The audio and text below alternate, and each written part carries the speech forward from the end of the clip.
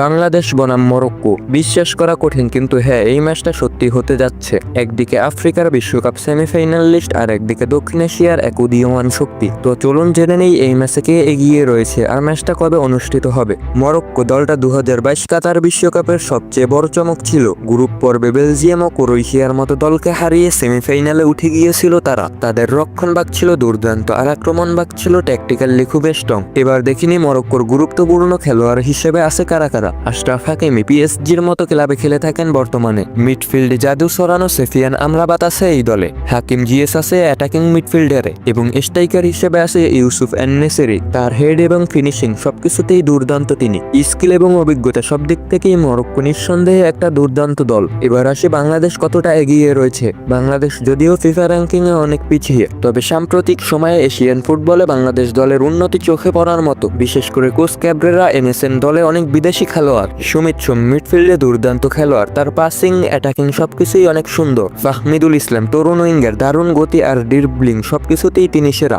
Hamza Chowdhury British Bangladeshi defensive midfielder, English champions লিগে খেলে অভিজ্ঞতা অর্জন করেছেন। তার অন্তর্ভুক্তি বাংলাদেশ দলের জন্য হতে পারে এক গেম চেঞ্জার। তবে সমস্যাও আছে, গোল স্কোরিং এ দুর্বলতা, রক্ষণে মাঝে মাঝে কনফিউশন দেখা যায়। তাহলে প্রশ্ন হলো কে এগিয়ে? অবশ্যই অভিজ্ঞতা, ফর্মে এবং স্কিলের দিক থেকে মরক্কো অনেকটাই এগিয়ে। তাদের ইউরোপীয় লিগে খেলা খেলোয়াড়দের অভিজ্ঞতা বিশাল পার্থক্য গড়ে দিতে পারে। তবে বাংলাদেশ যদি ডিপ ব্লক সেট করে খেলতে পারে এবং কাউন্টার অ্যাটাকে সঠিক সময় সুযোগ নিতে পারে, তবে চমক ঘটানো অসম্ভব নয়। বাংলাদেশের সবচেয়ে বড় শক্তি এখন আত্মবিশ্বাস ও তরুণ প্রতিভা। এবার দেখিনি ম্যাচটি কবে অনুষ্ঠিত হবে। এই ম্যাচটি এখনো আনুষ্ঠানিকভাবে ঘোষণা হয়নি, তবে শোনা যাচ্ছে 2025 সালে ফিফা উইন্ডোতে একটি ইন্টারকন্টিনেন্টাল ফ্রেন্ডলি ম্যাচ হিসেবে আলোচনা চলছে। এটি মরক্কোর মাঠেও হতে পারে, আবার বাংলাদেশের হোমেও সিস্টেমেও হতে পারে। যদি ম্যাচটি অনুষ্ঠিত হয় তবে এটা হতে পারে বাংলাদেশ ফুটবলের ইতিহাসের সবচেয়ে বড় আন্তর্জাতিক ম্যাচ। এই ম্যাচ শুধু একটি ফুটবল গেম নয়, এটা বাংলাদেশের ফুটবল স্বপ্নের পথে এক বড় পদক্ষেপ। আপনি কি মনে করেন বাংলাদেশ মরক্কোকে টক্কর দিতে পারবে? কমেন্টে জানান আপনার মতামত। আর ভিডিওটা ভালো লাগলে লাইক দিয়ে আমাদের পাশেই থাকবেন।